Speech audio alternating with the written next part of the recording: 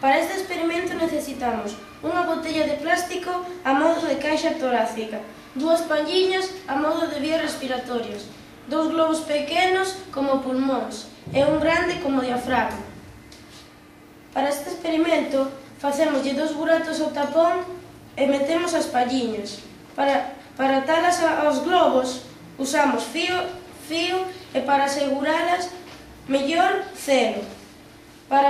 Despois cortamos o cu da botella e un pouco do globo e metémoslle o globo á botella.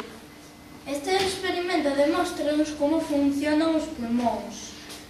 Para que os pulmóns se enxan de aire, o diafragma debe relaxarse. A este movimento chámaselle expiración, mirade.